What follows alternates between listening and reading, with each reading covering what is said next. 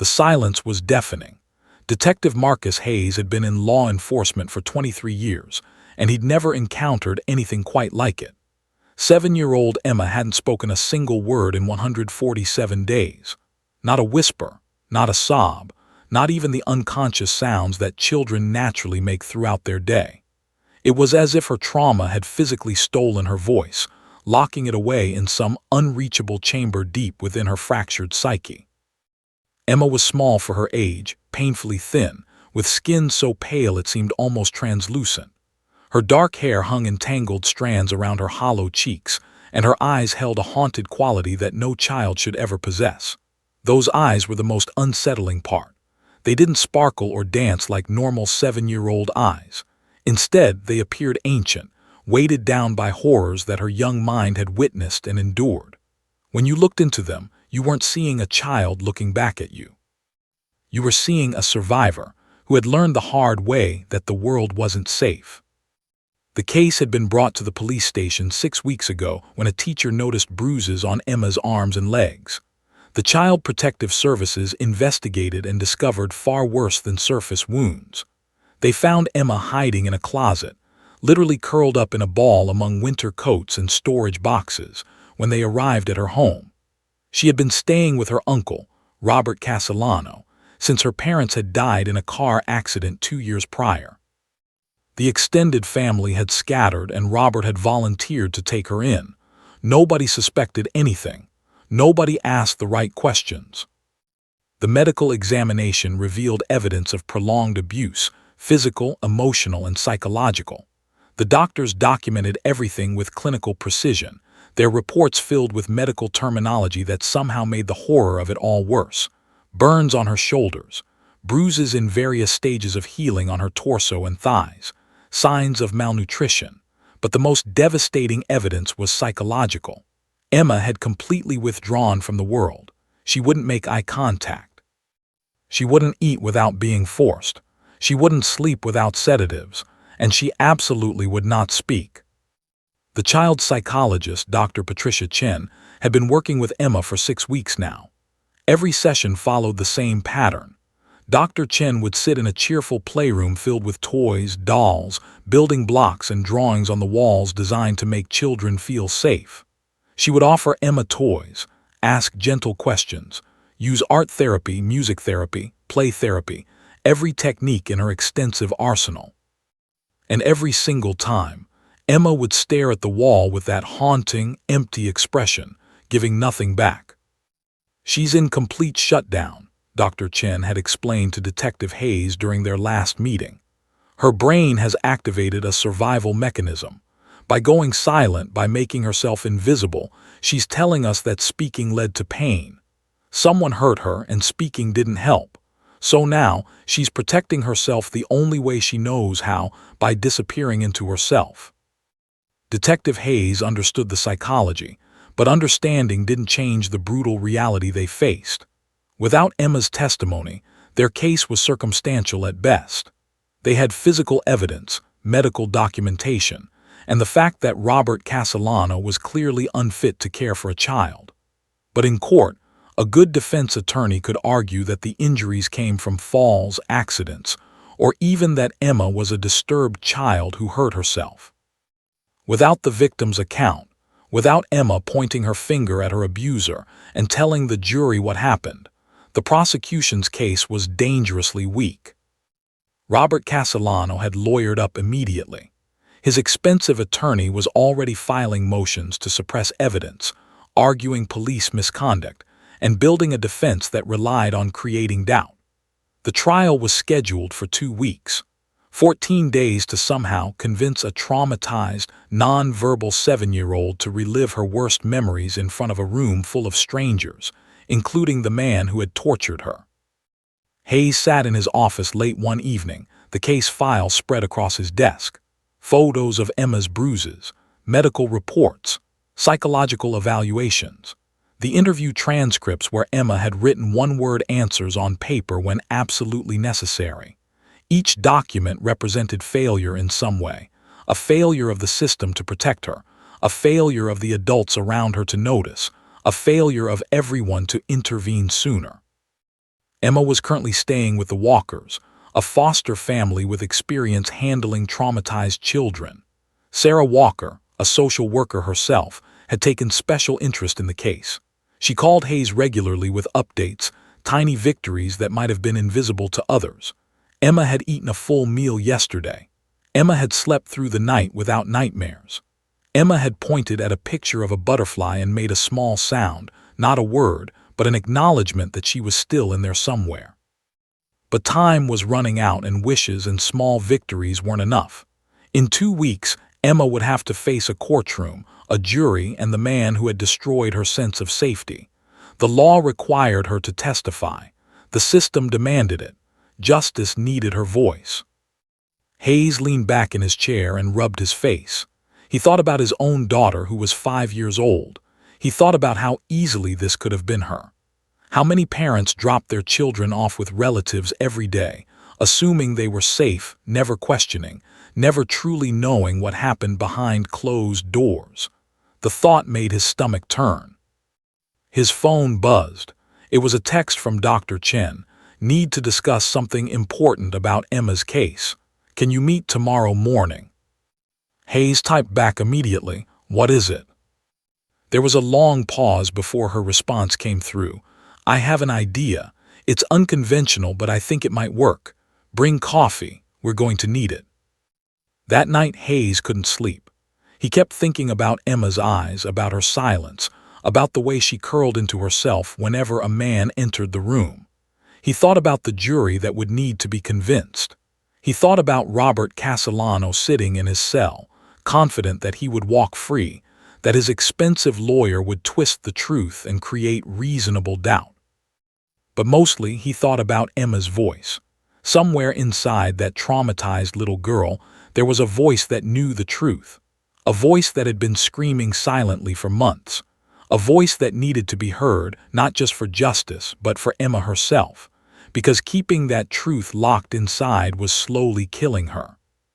Tomorrow, Dr. Chen would present her unconventional idea.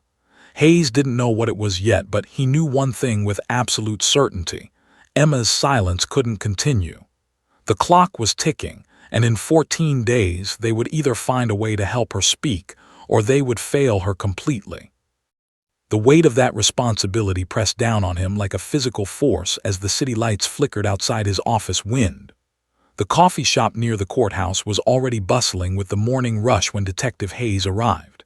He ordered 2 large coffees, one black, one with cream and sugar, the way he remembered Dr. Chen liked it, and found her sitting at a corner table, surrounded by files and what appeared to be research papers. She looked like she hadn't slept much either. "Tell me you have something," Hayes said, sliding into the seat across from her and pushing the coffee toward her. Dr. Chen didn't waste time with pleasantries. She opened a folder and pulled out a series of photographs. They showed a golden retriever with a magnificent coat, posing with children in various settings. Some photos showed the dog in a courtroom.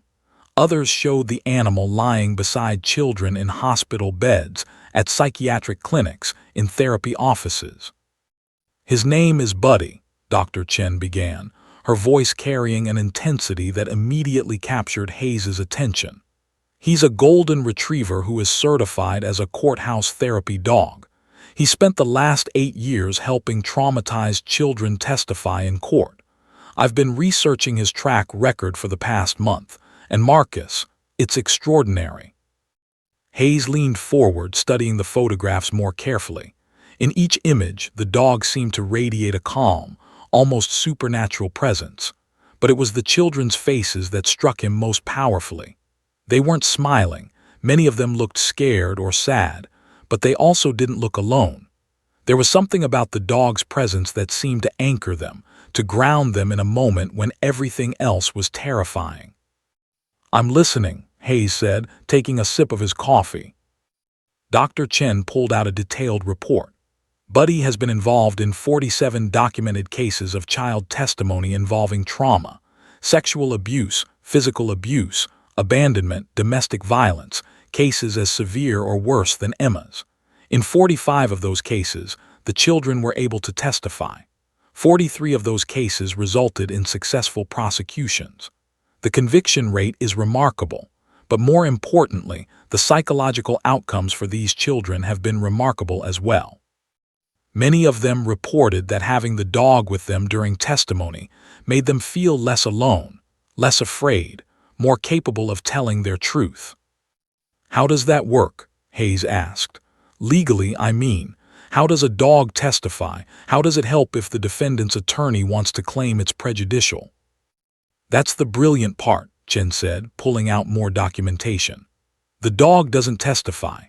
The dog provides therapeutic support, similar to how a person might hold a child's hand. It's been approved in courtrooms across the country. Multiple appellate decisions have upheld the constitutionality of therapy dogs in the courtroom. The argument is simple. If a child is too traumatized to testify without support, the court can provide accommodations. A therapy dog is just another form of accommodation, no different than allowing a child to testify behind a screen or having a support person nearby." Hayes studied the legal documents, his mind already working through potential challenges. Castellano's attorney will fight it. "Of course they will," Chen agreed. "But the law is on our side, and more importantly, look at these outcomes." She pulled out a series of case summaries. Each one told a similar story: a traumatized child who couldn't speak, the introduction of a therapy dog, and suddenly the child found the courage to testify. Some spoke in whispers, some wrote answers, some pointed and made sounds, but they communicated. They were heard. "Where is this dog now?" Hayes asked. "That's where it gets complicated," Chen said, leaning back in her chair. "Buddy is currently stationed at the Portland courthouse, about 6 hours from here. His handler is a woman named Margaret Wilson. She's been working with Buddy for 5 years. From what I've learned, she's incredibly protective of him and extremely selective about which cases he takes on. She doesn't just put any dog with any child. She evaluates each case carefully. So we need to convince her." "We need to convince her," Chen confirmed. "And then we need to convince the judge, the prosecution, and potentially the defense attorney. It's not simple, Marcus, but I genuinely believe it's Emma's best chance." Hayes felt something shift in his chest, a small spark of hope, the first real hope he'd felt since this case began. "What do we do?" Dr. Chen slid a business card across the table. It had Margaret Wilson's contact information on it. "We call her. We tell her about Emma. We explain the situation, and we ask if she's willing to come meet with us and evaluate whether Buddy is the right fit for this case." Hayes picked up the card, turning it over in his hands. "And if she says no?" "Then we figure out Plan B," Chen said quietly. "But I don't think she'll say no. From everything I've read about Margaret, she got into this work because she believes in giving voice to the voiceless. That's exactly what Emma needs." Over the next hour, they discussed strategy. They talked about how to present the idea to the judge, how to handle the media attention that might follow, and how to prepare Emma for working with the dog. Chen explained the science behind why therapy dogs work so effectively with traumatized children. It had to do with the animal's ability to sense emotional states, to provide non-judgmental companionship, and to create a sense of safety through their calm presence and unconditional acceptance. "Dogs don't care about the details of what happened," Chen explained. "They don't judge, they don't question, they just offer presence and comfort. For a child like Emma, who has learned that people are dangerous, the presence of a dog who asks nothing and offers everything can be transformative." Hayes left the coffee shop with Margaret Wilson's phone number and a renewed sense of purpose. He drove back to the station and immediately called. Margaret answered on the third ring, her voice warm but cautious. "Detective Hayes, Dr. Chen mentioned you might be calling," she said. "Tell me about Emma." For the next 20 minutes, Hayes walked through the case. He described Emma's abuse, her silence, the timeline for the trial. He explained that without her testimony, her abuser would likely go free. He talked about the girl's age, her fragility, her complete withdrawal from the world. There was a long silence on the other end of the line. "I'd like to meet her," Margaret finally said. "And I'd like Dr. Chen to be there. Can you arrange that for this week? Buddy and I can drive up Thursday." Relief flooded through Hayes. "Really, just like that?" "Just like that," Margaret said. "I've worked with 47 children, detective. Every single one of them deserves to have their truth heard. If Buddy can help Emma find her voice, then yes, we're coming." After they hung up, Hayes sat at his desk in stunned silence. 48 hours ago, this case had felt hopeless. Now there was a possibility, a real, concrete possibility that Emma might be able to testify, that she might be able to point at her abuser and tell the world what he'd done to her.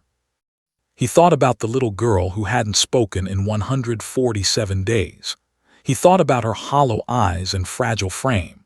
And he thought about a golden retriever named Buddy, who had apparently made it his life's mission to give children like Emma permission to be brave. 2 weeks. They had 2 weeks to prepare Emma to bring Buddy into her life, to somehow bridge the gap between her silence and her truth. It was an unconventional plan, filled with uncertainty. But for the first time since this case had begun, Detective Marcus Hayes felt something he hadn't felt in months: genuine hope. Thursday morning arrived with gray skies and the promise of rain. Emma sat in the living room of the Walkers' house, her small frame perched rigidly on the edge of the couch. Sarah Walker had told her that someone special was coming to visit today, but Emma didn't understand what that meant. Visitors meant unpredictability. Visitors meant change. Visitors meant the fragile routine that had started to make her feel slightly safer was about to be disrupted. Sarah had dressed Emma in a soft pink sweater, her favorite one, though Emma hadn't told her it was her favorite. Sarah just seemed to know things. The social worker had a gift for understanding Emma's preferences without requiring words. A gentle touch on the shoulder meant it was time to eat. A certain inflection in her voice meant it was time for bed. Sarah had become fluent in Emma's silent language. "Someone very special is coming today," Sarah said again, sitting down beside Emma on the couch. "His name is Buddy, and he's a very gentle boy. He's going to come stay with you for a little while, and Dr. Chen will be here too. You remember Dr. Chen, right?" Emma's eyes flickered toward Sarah, a small acknowledgement. Dr. Chen was the nice lady who didn't force her to talk. Dr. Chen just sat with her quietly and let Emma be. "Buddy is going to help you," Sarah continued, her voice soft and reassuring. "But there's no pressure, okay? If you don't like him, we can try something else. This is just to see if maybe you two might be friends." The word friends seemed impossible to Emma. Friends were people who shared secrets and laughed together. Friends were people who trusted each other. Emma had learned that trust was dangerous. The person she should have trusted most had hurt her in ways that had stolen her voice, her sleep, her sense of safety in her own body. At 10 o'clock, a car pulled into the driveway. Emma's heart began to race. Her stomach twisted into knots. Her palms grew sweaty. These were the physical manifestations of anxiety that her body produced automatically whenever something unknown was about to happen. Detective Hayes entered first, followed by Dr. Patricia Chen, who carried a warm smile and a canvas tote bag. And then came Margaret Wilson, a woman in her 50s with kind eyes and gray streaking through her auburn hair. She moved with a calm, unhurried grace that somehow made the room feel more peaceful just by her presence. But Emma's attention was completely drawn to the dog. Buddy was larger than Emma had imagined. Not frighteningly large, but substantially bigger than her. His coat was a rich golden color, like honey caught in sunlight. His ears hung gently at the sides of his head, and his brown eyes held an expression of such profound gentleness that Emma felt something shift inside her chest, something she couldn't name but recognized as different. Margaret knelt down beside Buddy, her hand resting lightly on the dog's back. "This is Buddy," she said, speaking to Emma directly but without the intensity that most adults directed toward her. "He's 7 years old, which is about 45 in dog years. He's very calm and he likes to help children who are going through hard times. He doesn't talk much, but he listens really well. and he gives really good hugs if you ever want one. Margaret stood up and guided Buddy toward the couch where Sarah and Emma sat. The dog moved with deliberate slowness, as if he understood that quick movements might startle the frightened child. He settled onto the floor in front of the couch, close enough to be near Emma, but not so close that it felt invasive. His tail rested gently on the hardwood floor. Emma's body was rigid with tension. Every muscle was coiled, ready to flee if necessary. Her eyes darted between Buddy's face and Margaret's face, trying to determine if this was safe, trying to gauge the danger level. "You can just sit," Margaret said softly. "Buddy isn't going anywhere, and neither are we. We're just going to spend some time together and see what happens." Sarah reached over and gently placed her hand on Emma's back, a silent reassurance. "It's okay, sweetheart, just breathe." Emma didn't remember learning how to hold her breath, but she realized she had been doing exactly that. She let out a shaky exhale and tried to breathe normally. Her eyes never left Buddy's face.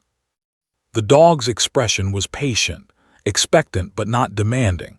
His brown eyes seemed to contain an ancient wisdom, as if he had seen trauma before and understood something essential about what Emma was experiencing. As if he knew what it felt like to hurt. Minutes passed. Nobody spoke. Detective Hayes and Dr. Chen sat quietly in the armchairs, allowing the moment to unfold naturally. Margaret remained standing near Buddy, occasionally running her hand along the dog's back in a gesture that seemed as much for her own comfort as for the dog's. Emma's breathing began to slow. Her shoulders, which had been hunched up toward her ears, gradually began to relax. She watched Buddy's chest rise and fall with each breath. She noticed the way his ears twitched slightly when the wind outside rattled a window. She watched as his tongue emerged and he licked his own nose in a gesture so innocent and ordinary that it seemed to unlock something in her frozen heart. Without consciously deciding to do so, Emma's small hand began to move. It was the first voluntary action toward another being that she had made in 147 days, not forced by obligation or routine, but born from genuine curiosity and an impulse that felt almost instinctive. Her fingers trembled as they extended downward. Buddy's tail began to wag, a slow, gentle motion that seemed to say, "I see you. I'm here. You're safe." Emma's small palm made contact with Buddy's golden fur. The texture was softer than she expected, warm, alive, real. It was the most genuine connection she had felt to another living being since the abuse began. The fur was soft enough to be comforting but substantial enough to be real, not imaginary, not a dream, but a tangible presence she could hold onto. Sarah's eyes filled with tears as she watched her foster daughter make this tentative connection. Detective Hayes looked away for a moment, composing himself. Dr. Chen made a small note in her notebook, documenting this first crucial moment. Emma's hand continued to rest on Buddy's fur, moving very slightly in a gentle petting motion.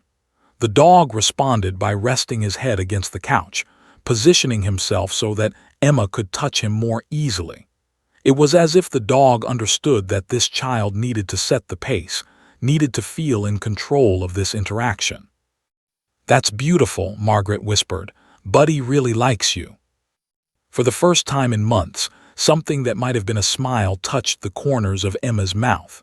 It was barely there, so subtle that someone who wasn't paying close attention might have missed it. But it was there, a microscopic crack in the wall of her trauma, a tiny glimpse of light breaking through the darkness that had consumed her. Sarah wrapped her arm around Emma's shoulders, and Emma didn't pull away. She kept her hand on Buddy's fur, anchored by the dog's warm, steady presence. The room seemed to hold its collective breath, understanding that they were witnessing a moment of profound significance. "How long can Buddy stay?" Sarah asked Margaret. "As long as Emma needs him," Margaret replied. "We have 2 weeks until the trial. That's enough time for them to build trust. Buddy can come here every day. He'll sleep here, eat here, be here. By the time that courtroom doors open, they'll be a team." Emma didn't understand all the words being spoken around her, but she understood something fundamental. She wasn't alone anymore. There was a presence beside her, a warm, golden presence that asked nothing of her except that she exist exactly as she was. Her thumb continued to move gently across Buddy's golden fur, and for the first time since her world had shattered, Emma felt something that resembled hope. The silence that screamed had finally found an answer. By the second week, Buddy had become as much a part of Emma's daily routine as breathing. The dog slept in her room, his bed positioned right beside hers. In the mornings, Emma would wake to find Buddy's golden head resting on the edge of her mattress, his brown eyes already alert and waiting for her. It was a greeting that required no words, just a mutual acknowledgement of presence. Sarah had documented the changes in meticulous detail. Emma was eating more, not enthusiastically, but with increasing regularity. She was sleeping through the night more often. She had started making small sounds again, a hum while coloring, a grunt of acknowledgement when she wanted something. The sounds were minimal, but they represented a reopening of communication channels that had been sealed shut for so long. But the most significant change was in Emma's physical behavior. She no longer flinched when Sarah touched her. She had begun to initiate contact with Buddy, seeking him out when she was anxious, reaching for his fur when Sarah left the room, pressing her face into his neck when the nightmares woke her in the early hours of morning. On Tuesday of the second week, Dr. Chen arrived with Jennifer Walsh, the prosecutor who would be handling Emma's case in court. Jennifer was in her early 40s, with sharp features that softened considerably when she looked at children. She had prosecuted hundreds of abuse cases and understood that every single interaction with a victim could either help or harm their ability to eventually testify. "I'm not here to pressure Emma," Jennifer had said when she first arrived. "I'm here to understand her, to learn her, to build a relationship of trust. By the time we walk into that courtroom, Emma needs to feel like I'm on her team, that I'm fighting for her, not against her." The idea had been Margaret's suggestion. Instead of waiting until the courtroom, they would conduct practice testimony sessions in the comfort of Sarah's living room. Buddy would be present. Dr. Chen would be present. Margaret would be present. It would be a safe rehearsal for the real thing, a way to help Emma become acclimated to the process of answering difficult questions with the support system firmly in place. The first practice session was scheduled for 2 o'clock on Wednesday afternoon. Emma sat on the couch with Buddy pressed against her side. The dog's presence seemed to take up space in her chest, pushing back against the anxiety that threatened to overwhelm her. Jennifer Walsh sat in an armchair positioned at a comfortable distance, close enough to be present, far enough away to not feel threatening. "Hi, Emma," Jennifer said softly. "I'm Jennifer. I'm going to help make sure that what happened to you gets told to some very important people. But before we do that in court, I just want to practice with you here where it's safe. Is that okay?" Emma's eyes flickered toward Jennifer, then back down to Buddy's fur. She didn't nod or shake her head. Her hand tightened slightly on the dog's collar. "I'm going to ask you some questions," Jennifer continued, "and you can answer me however you're comfortable. You can write, you can point, you can nod, you can shake your head. You can even just squeeze Buddy's fur if you need to. There's no wrong way to do this. Okay?" A barely perceptible nod from Emma. "Good, let's start with something easy. Is your name Emma?" Emma nodded. "Do you live with Sarah?" Emma nodded again. "Do you like living with Sarah?" This question took longer to answer. Emma's hand began to tremble slightly. Buddy, sensing the shift in her emotional state, immediately responded. He lifted his head and pressed it gently against Emma's chest, his warm weight providing a grounding force. Emma closed her eyes and took a shaky breath. After several long seconds, she nodded. Jennifer observed all of this carefully, making mental notes. She was learning that Emma could answer yes or no questions, but only if she felt supported. Buddy wasn't just providing comfort, he was facilitating communication. Emma, can you tell me about where you lived before you came to live with Sarah? You can write if you want to. Sarah handed Emma the notepad and colored pencil that had become her primary method of communication. In shaky letters, Emma wrote, "Uncle House, dark, cold." Jennifer nodded, acknowledging the response without pushing for more detail than Emma was ready to provide. "That sounds hard. Were you scared there?" Emma's grip on Buddy's fur tightened. The dog responded by shifting his weight so that more of his body was against her. Buddy seemed to understand instinctively that when Emma was frightened, she needed more of his presence, more of his physical reassurance. Emma wrote, "Yes." "Was there someone in that house who hurt you?" Emma's entire body went rigid. Her breathing became shallow.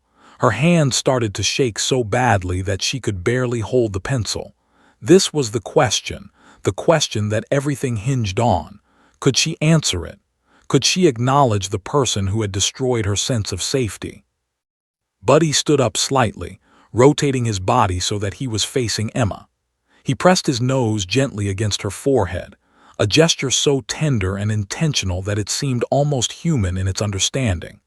The dog held this position, forehead to forehead with the traumatized child, breathing with her, existing with her in this moment of unbearable pain. After nearly a minute of this profound connection, Emma's trembling subsided slightly. Buddy settled back down beside her, and Emma's hand found the notepad again. In letters that were barely legible, she wrote, "Yes, Uncle." Jennifer's expression remained calm and encouraging, but internally she was making crucial observations. Emma could answer the difficult questions. She could acknowledge her abuser. The barrier wasn't a complete inability to communicate, it was fear. Fear of retribution, fear of not being believed, fear of what would happen if she spoke the truth. Over the next hour, they continued the practice session. Jennifer asked gentle questions about the timeline, about specific incidents, about the physical sensations Emma had experienced. Most of Emma's answers came in written form, though occasionally she managed a nod or a head shake. And throughout it all, Buddy remained constant, a golden anchor in a sea of trauma. When Jennifer asked, "Did your uncle tell you not to tell anyone?" Emma nodded vehemently and grabbed Buddy's neck, burying her face in his fur. The dog held perfectly still, accepting Emma's fear and pain without judgment or discomfort. "It's okay to tell now," Jennifer said quietly. "Buddy is here. Sarah is here. We're all here to listen and to keep you safe. No matter what happens, your truth matters." By the end of the session, Emma had communicated more in 1 hour than she had in the previous 4 months. Not with spoken words, but with written answers, gestures, and a nonverbal dialogue with Buddy that seemed almost telepathic. Jennifer left with pages of notes and a profound respect for the little girl's resilience. "She's remarkable," Jennifer said to Dr. Chen as they stood in the driveway. "She's terrified, she's traumatized, she's dealing with betrayal from someone she should have been able to trust, but she's willing to try. With Buddy there, she's willing to try." Over the next 10 days, they conducted 5 more practice sessions. Each one went a little further. Each one required Emma to relive more details of the abuse, to answer more difficult questions, to push deeper into her trauma. And each time, Buddy was there, a constant, reliable presence that seemed to unlock Emma's ability to communicate truth from beneath layers of fear. Emma began to understand something fundamental. Speaking didn't have to be scary if she had Buddy beside her. Telling the truth didn't have to be dangerous if someone was protecting her while she told it. The dog couldn't make the memories less painful, but he could make the act of sharing them feel slightly less impossible. On the afternoon before the trial, Emma sat with Buddy in Sarah's backyard. The golden retriever rested his head in her lap, and Emma stroked his fur in long, gentle motions. She didn't know what tomorrow would bring. She didn't know if she would be brave enough. But she knew one thing with absolute certainty: she wouldn't be facing it alone. Buddy's presence wasn't just therapeutic support, it was a promise. A silent conversation that said, "I believe in you, I'm here, you're safe." And somehow, impossibly, Emma was beginning to believe it might be true. The morning sun filtered through Emma's bedroom window, casting long shadows across the small space that had become her sanctuary. She woke to find Buddy already alert, his brown eyes watching her with that familiar expression of patient understanding. It was the day everything they had been working toward would finally happen. The day Emma would have to walk into a courtroom and face the man who had stolen her voice, her safety, and her childhood. Sarah had been awake since 5 o'clock, preparing Emma's clothes, making sure everything was perfect. She had chosen a soft lavender dress that Emma loved, something that would make the little girl feel strong and beautiful. Sarah understood the psychology of appearance. If Emma felt good about how she looked, it might give her the confidence boost she needed to make it through the day. "Today is the day we tell the truth," Sarah whispered as she brushed Emma's tangled hair into gentle waves. "And Buddy is going to be with you every single second. I'm going to be there. Dr. Chen is going to be there. Jennifer is going to be there. You're not alone, Emma. You've never been more supported than you are right now." Emma didn't respond with words, but she reached down and placed her small hand on Buddy's head. The dog leaned into the touch, his tail wagging slowly.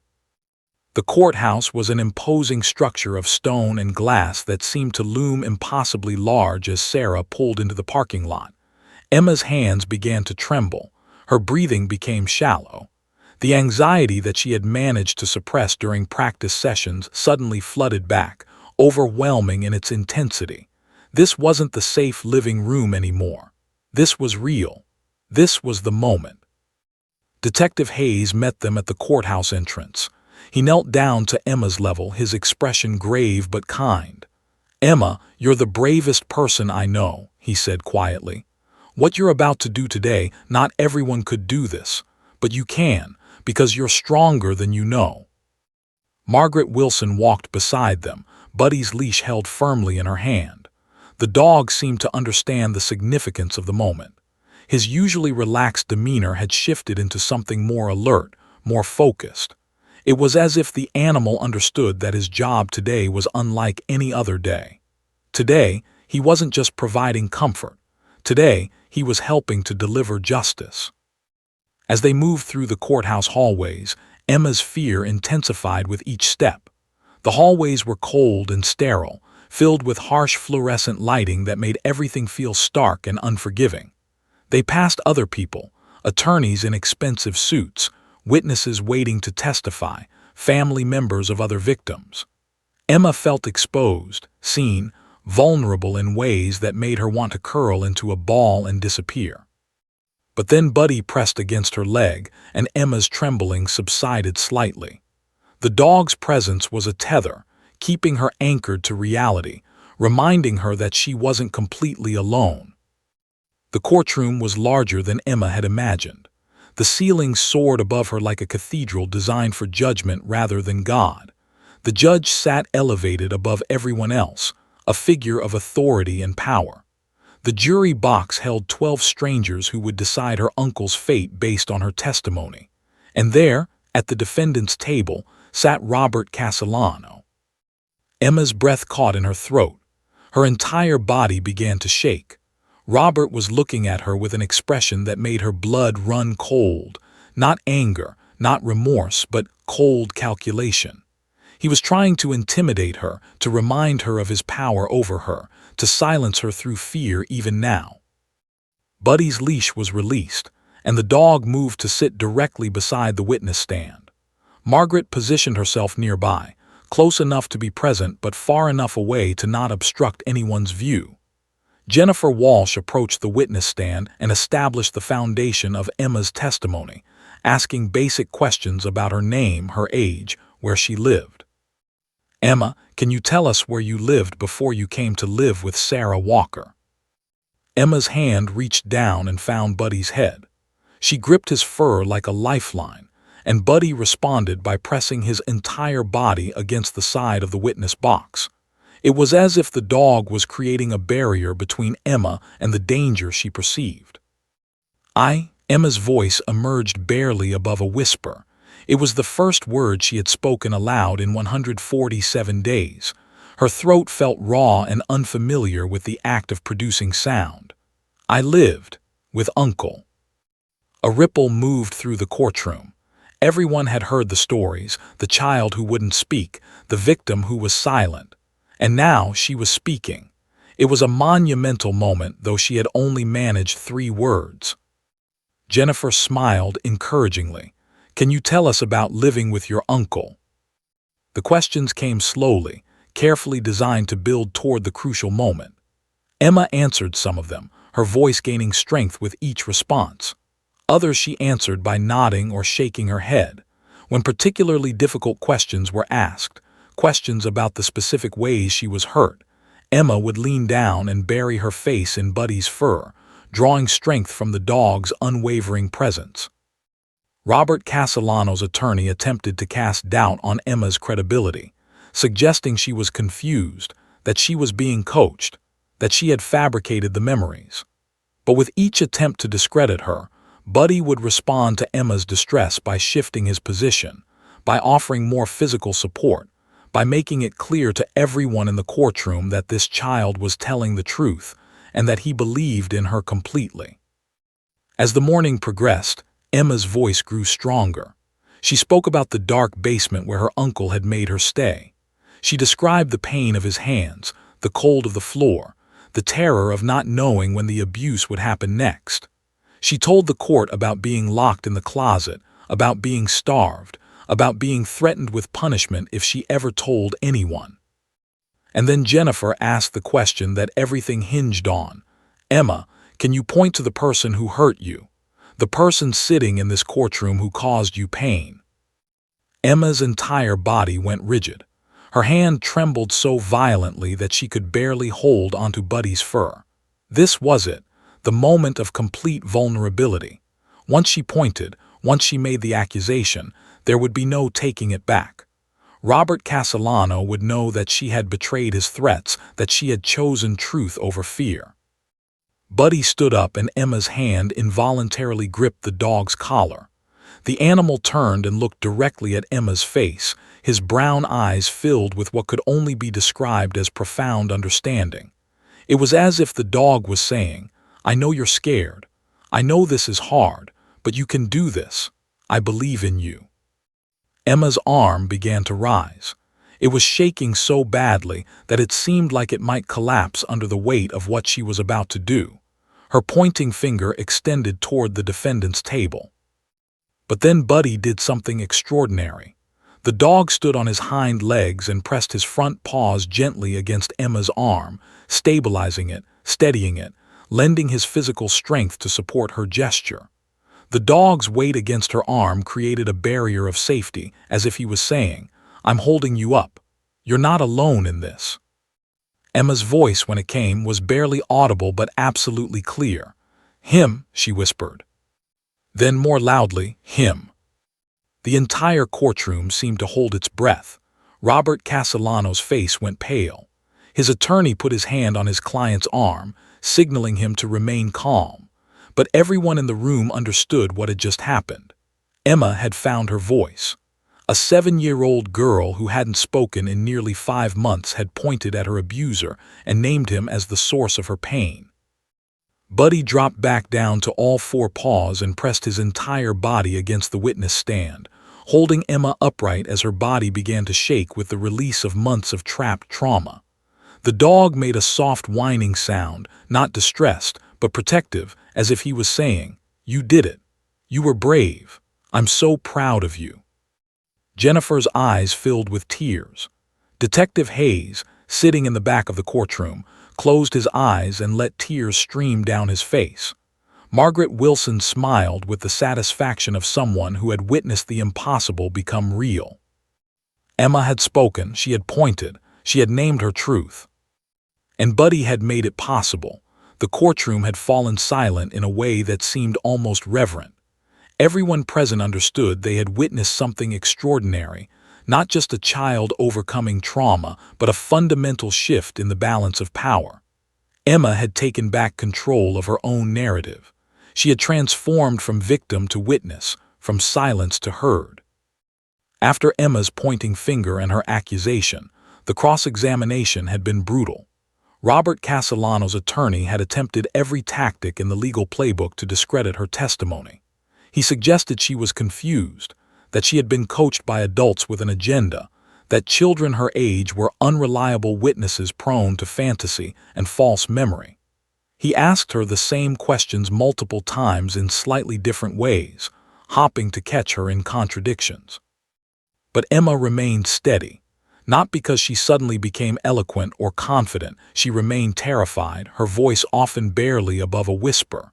She continued to rely heavily on Buddy's physical presence, frequently looking down at the dog for reassurance. But her answers remained consistent. The details remained aligned. The truth, it seemed, had its own undeniable resonance. Throughout the cross-examination, Buddy never left Emma's side. When the defense attorney's tone became more aggressive, trying to intimidate the child into recanting or contradicting herself, the dog would position himself more firmly against the witness stand. When Emma's anxiety spiked, Buddy would make eye contact with Margaret, who would give a subtle signal, and the dog would press against Emma's legs with increased pressure, grounding her, anchoring her. By the time the defense attorney finished his questioning, it was clear to everyone in the courtroom that Emma's testimony had been anything but unreliable. If anything, the harsh questioning had only served to reinforce the authenticity of what she had said. A child who was making up stories would have cracked under pressure, would have gotten confused, would have shown signs of fabrication. Emma's consistency was itself evidence of truth. The prosecution and defense presented their closing arguments. Jennifer Walsh was masterful, weaving Emma's testimony together with the medical evidence, the photographs of bruises, the testimony of the social workers and doctors who had examined her. But the centerpiece of the prosecution's case was undeniably Emma's voice, that small, fragile voice that had broken nearly 6 months of silence to name her abuser. "This child," Jennifer said, pointing toward Emma, who sat with her hand on Buddy's head, "has shown more courage than most adults will ever demonstrate. She came into this courtroom knowing that the person who hurt her was in this room. She came knowing that speaking would be terrifying, that numbing what happened would require her to relive her trauma. And she did it anyway, not for attention, not for sympathy, but because the truth mattered more than her fear." Robert Castellano's attorney argued reasonable doubt, suggested alternative explanations for the injuries, questioned Emma's competency as a witness due to her age. But his arguments felt hollow in the face of Emma's testimony, especially given the context of Buddy's unwavering support. The jury was sent to deliberate at 2:47 in the afternoon. Sarah, Emma, Detective Hayes, Dr. Chen, Jennifer Walsh, Margaret, and Buddy waited in a small conference room adjacent to the courthouse. The waiting was agonizing. Every minute felt like an hour. Emma sat curled against Buddy on a cushioned bench, her eyes closed, her hand resting on the dog's chest, feeling his heartbeat. A reminder that she wasn't alone, that life continued even in the midst of uncertainty. "However this comes out," Sarah whispered to Emma, though she knew Emma might not fully understand, "you did the right thing. You were so brave today. I'm so proud of you." Emma opened her eyes and looked at Sarah, then at Buddy. The dog's tail wagged slowly, as if he too was offering approval. Detective Hayes paced back and forth, checking his watch every few minutes. Jennifer Walsh reviewed her case files, though they both knew there was nothing left to do but wait. The verdict would be what it would be. At 5:22 in the evening, the jury signaled that they had reached a decision. The courtroom filled again. The energy was different now, heavier, more consequential. This was the moment where words became action, where testimony became judgment, where Emma's truth would either be validated or dismissed. Emma walked into the courtroom holding Sarah's hand, with Margaret and Buddy walking beside her. The dog had been granted permission to remain in the courtroom for the verdict reading, a controversial decision that the judge had made based on Emma's demonstrated need for his presence. The foreman stood. The judge asked if the jury had reached a verdict. "We have, Your Honor," the foreman replied. The tension in the courtroom became almost suffocating. Emma's grip on Buddy's collar tightened. The dog pressed against her side, offering his steady, unchanging support. "On the count of child abuse in the first degree, how do you find?" "Guilty." Sarah's hand flew to her mouth. Tears began streaming down her face. "On the count of aggravated assault, how do you find?" "Guilty." "On the count of unlawful imprisonment, how do you find?" "Guilty." "On the count of child endangerment, how do you find?" "Guilty." The words kept coming. Guilty, guilty, guilty, on every count. The jury had believed Emma. They had listened to her silence-breaking voice and determined that her truth was real, her trauma was valid, her accusations were justified. Robert Castellano's face drained of all color. His expensive attorney put a hand on his arm, but there was nothing left to say. The case was over. Justice had been served. As the judge informed Castellano that he would remain in custody pending sentencing, Emma did something that no one had anticipated. She stood up, still gripping Buddy's collar, and turned to face her abuser directly. For the first time, she spoke his name. "Robert," she said, her voice small but audible, "you're bad, you hurt me, but I'm not scared anymore."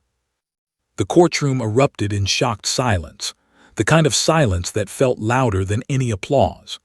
Even Robert Castellano seemed momentarily struck by the simple power of a child reclaiming her voice, her power, her truth. Buddy responded to Emma's emotional intensity by standing on his hind legs again, his front paws resting gently against the girl's shoulders, his body creating a protective shield around her. It was as if the dog was saying, "You did it. You spoke. You won." Emma collapsed into her seat, her entire body shaking with the release of months of pent-up trauma, fear, and finally, validation. Sarah immediately wrapped her arms around the child, holding her close, whispering words of comfort and pride. Detective Hayes wiped tears from his face. Jennifer Walsh was openly crying. The judge removed his glasses and rubbed his eyes, clearly moved by what he had witnessed. Margaret stood quietly, watching Buddy and Emma, knowing that the bond between them had just transcended beyond therapy. What had begun as a therapeutic intervention had become something deeper, a fundamental transformation of a child's relationship with safety, trust, and her own capacity for courage. As bailiffs led Robert Castellano out of the courtroom in handcuffs, he looked back one final time at Emma. But the little girl wasn't watching him. She was focused entirely on Buddy, her face buried in the dog's golden fur, her small body finally allowing itself to truly relax for the first time in nearly 6 months. The man who had stolen her voice was going to prison. The jury had believed her. Justice had been served. And through it all, through every moment of terror and trauma and triumph, a golden retriever had stood beside her, silent, steady, unwavering. Buddy had made it possible for Emma's voice to matter. The verdict had been delivered on a Thursday. By Friday morning, Emma was still in her bed, her small body curled against Buddy's warmth. She hadn't spoken much since leaving the courtroom, not because the trauma had returned, but because she was processing something profound. The silence now felt different. It wasn't the terrified silence of someone trapped by fear. It was the contemplative silence of someone who had survived the unsurvivable and was beginning to understand what that meant. Sarah brought breakfast into the bedroom: scrambled eggs, toast with butter and jam, a glass of orange juice. For the first time in months, Emma sat up without being prompted. She looked at the food, then at Sarah, then down at Buddy. "Hungry?" Sarah asked gently. Emma nodded. Then, in a voice that was still small but carried new strength, she said, "Buddy hungry too?" It was such a simple question, but Sarah felt tears spring to her eyes. Emma was thinking about someone else.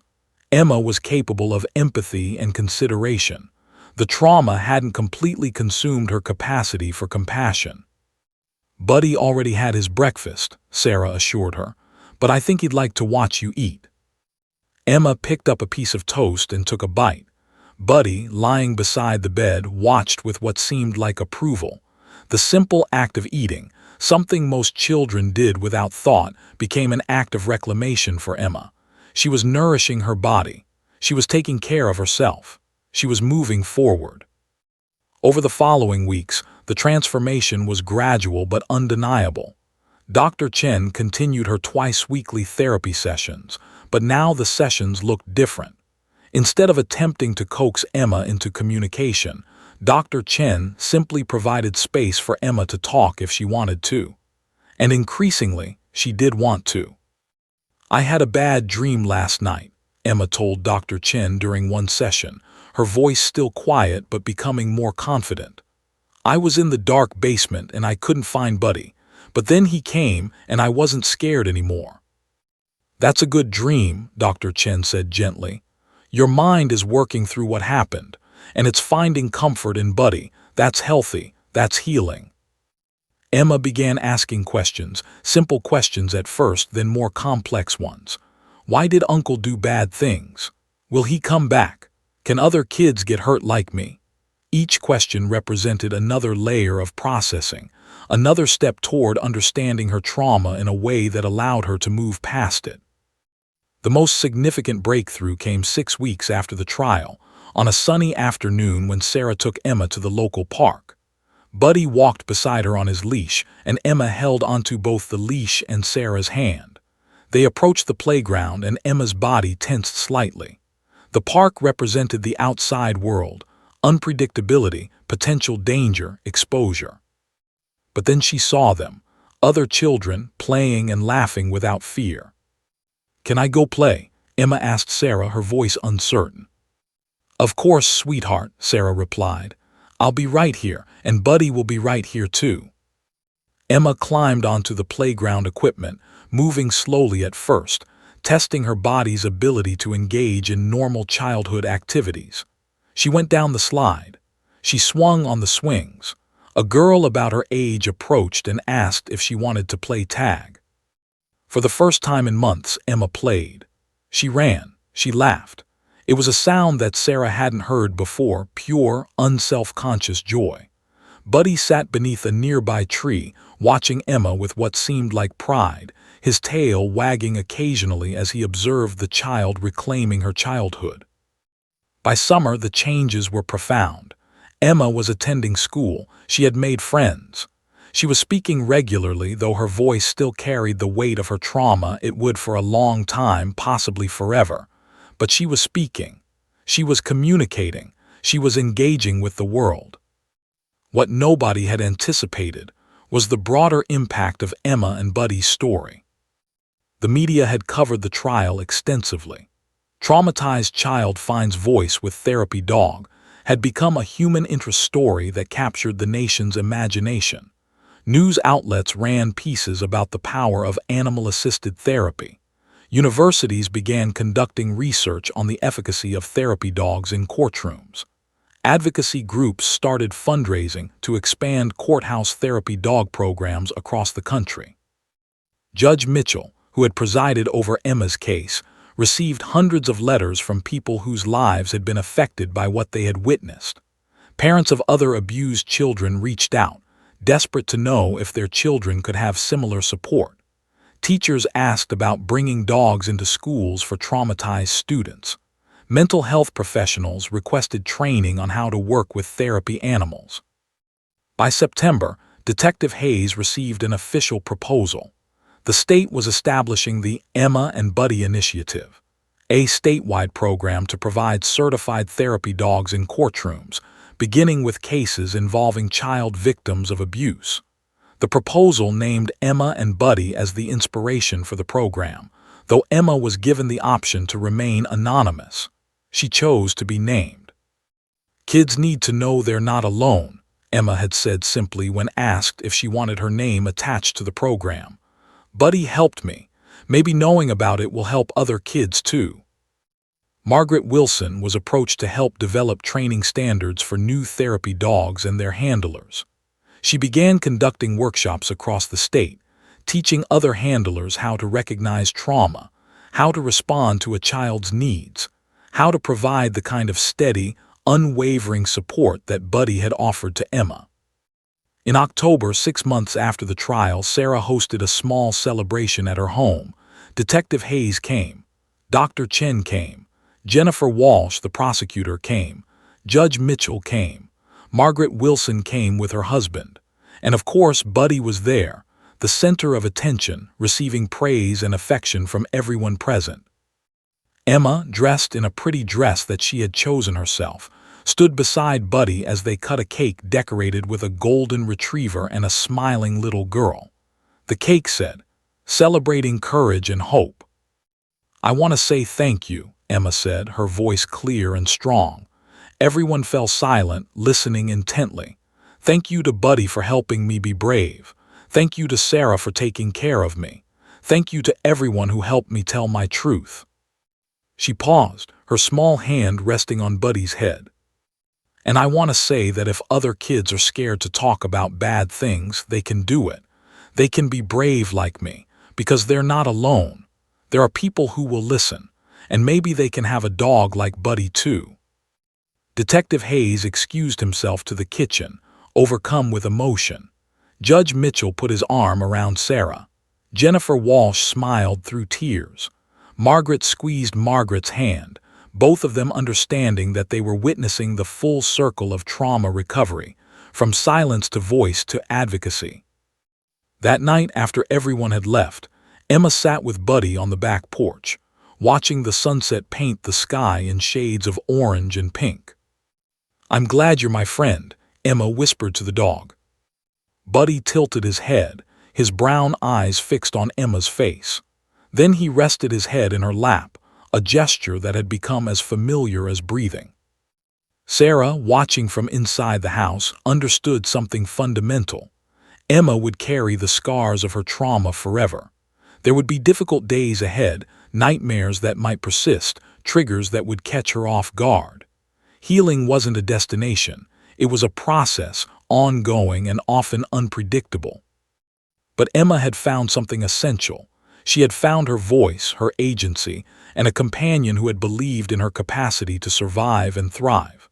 In Buddy's unwavering presence, Emma had discovered that trauma didn't have to define her entire existence. That speaking the truth, though terrifying, was possible. That healing, though painful, was real. The little girl who hadn't spoken in 147 days was now speaking freely, laughing often, and helping other children find the courage to do the same. And beside her, through every moment of recovery and growth, stood a golden retriever named Buddy, a living reminder that sometimes the most profound healing comes not from words, but from presence, not from force, but from unconditional acceptance and love. Retrieve 1 year had passed since that pivotal day in the courtroom. 12 months of healing, growth, and transformation. Emma stood in front of a mirror in her bedroom, examining herself with the critical eye of an 8-year-old who had learned far too much about the world far too quickly.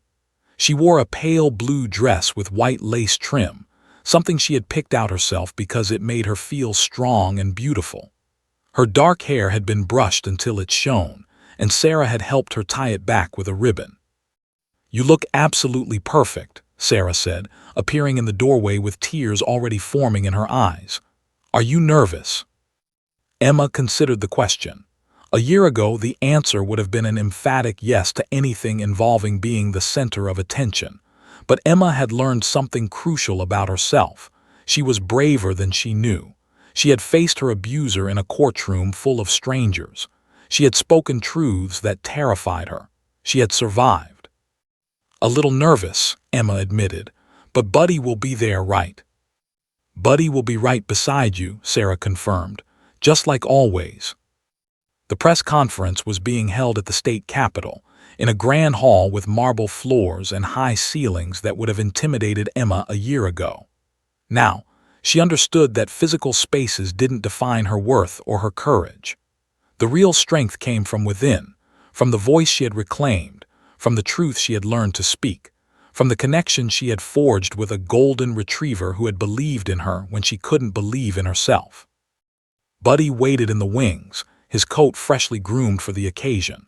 Margaret stood beside him, keeping the dog calm and centered.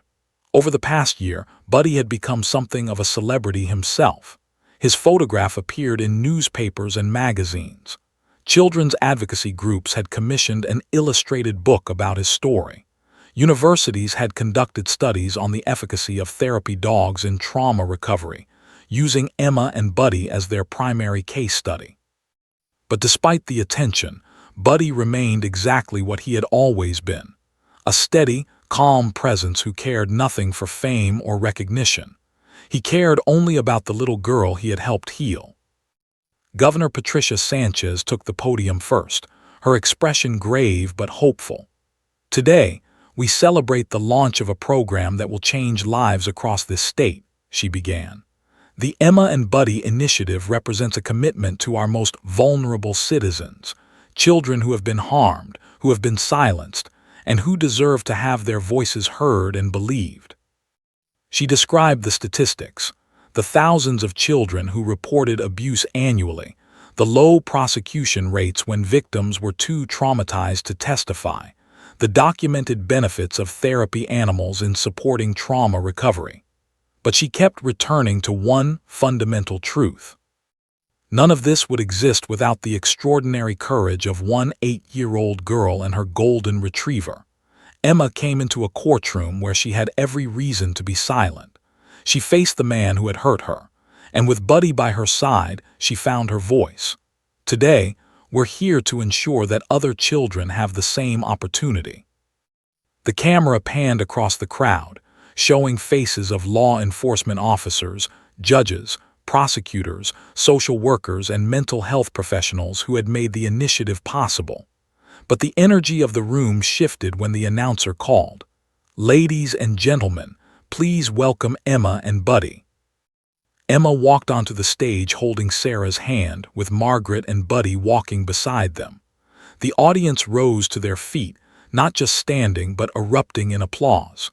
The sound was overwhelming, but Emma had learned that applause wasn't something to fear. It was recognition. It was acknowledgement. It was validation. She took her place at the podium, which had been specially lowered for her height. Buddy lay at her feet, his head resting on his paws, his eyes fixed on Emma's face with an expression of complete devotion. A camera operator knelt down to capture them together, the small girl and the golden dog who had changed each other's lives. "Hi," Emma said into the microphone, her voice small but clear. "My name is Emma. 1 year ago I couldn't talk. I was too scared, but Buddy helped me be brave."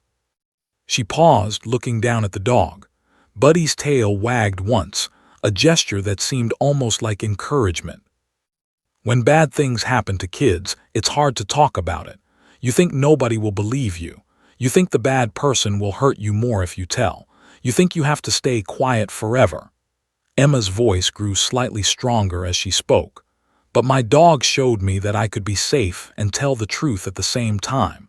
He showed me that there are people who will listen and believe you." The room was absolutely silent. Emma could see tears streaming down the faces of police officers, judges, and prosecutors, hardened professionals who had seen the worst of human behavior and understood the profound significance of what this child was expressing. "I want to say to other kids who are scared, you can tell your truth. You don't have to stay quiet. There are people who want to help you, and if you need a dog like Buddy, there are dogs who want to help too." Emma looked directly at the camera, her dark eyes holding a maturity and depth that shouldn't exist in an 8-year-old but did. "My uncle is in jail now because I told the truth. He can't hurt me anymore. And maybe, if other kids tell their truth too, they can be safe like me. You can be brave. You really can."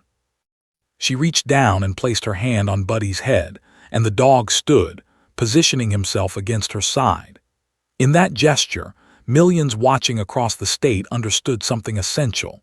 Emma and Buddy weren't just a feel-good story. They were a symbol of what was possible when trauma survivors were given genuine support, when their voices were heard, when their truth was believed. Over the next hour, other speakers came to the podium.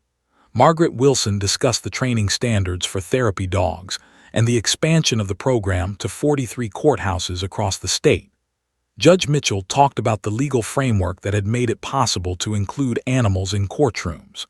Jennifer Walsh described how Emma's testimony, supported by Buddy's presence, had led to a successful prosecution that might have otherwise resulted in a dangerous criminal walking free.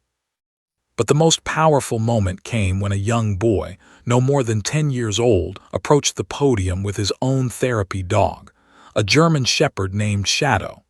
In a halting voice, the boy described his own experience of abuse, his inability to speak, and how Shadow had helped him find his voice.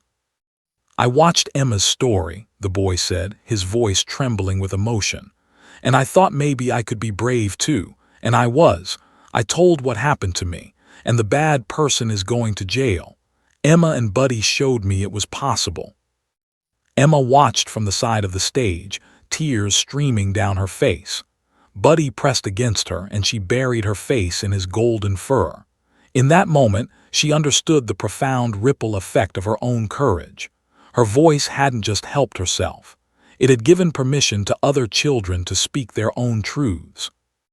By the end of the press conference, commitments had been made to expand the Emma and Buddy initiative to 60 courthouses by the following year.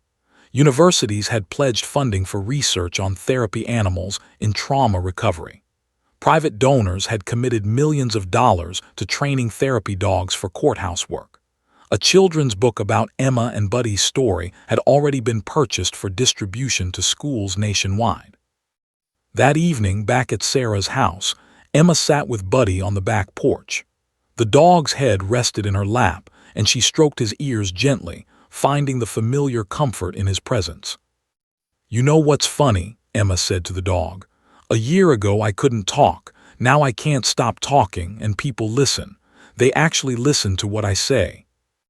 Buddy's tail wagged, his brown eyes full of what Emma had come to recognize as pride. "I think we help people," Emma continued. "I think other kids are going to get help because of us. Because of you, really. You made me brave enough to speak." From inside the house, Sarah watched through the window, her heart full of a love and admiration that she had never imagined possible. Emma had come to her as a broken, silent child, a victim of unimaginable cruelty. She was leaving behind the identity of victim and stepping into the identity of survivor, advocate, and voice for the voiceless. But she hadn't done it alone. Beside her every step of the way had been a golden retriever named Buddy, a dog whose quiet, unwavering presence had bridged the gap between trauma and healing, between silence and truth, between fear and courage. In the year that followed, more children would find their voices. More therapy dogs would be trained. More courtrooms would open their doors to the possibility of healing animals supporting traumatized witnesses. More justice would be served because victims felt safe enough to speak. And it all began with one small girl, one golden dog, and the extraordinary courage it takes to transform trauma into purpose. Emma and Buddy had found each other in the darkness. Together, they had stepped into the light, and in doing so, they had illuminated a path for countless others to follow. The silence that had screamed for 147 days had finally found its answer, and that answer would echo forward, changing lives, healing hearts, and reminding the world that sometimes the most profound transformations come not from force or authority, but from the gentle, unconditional presence of a being who believes in our capacity to survive, to heal, and to thrive. Emma's voice, once stolen, then painstakingly reclaimed, would continue to speak for those who couldn't yet find their own, and beside her, faithful and true, would always be Buddy, a golden retriever who had taught a traumatized child that courage wasn't the absence of fear. It was moving forward despite the fear with someone, or something, who believed in you completely. Their story wasn't over. In many ways, it was just beginning.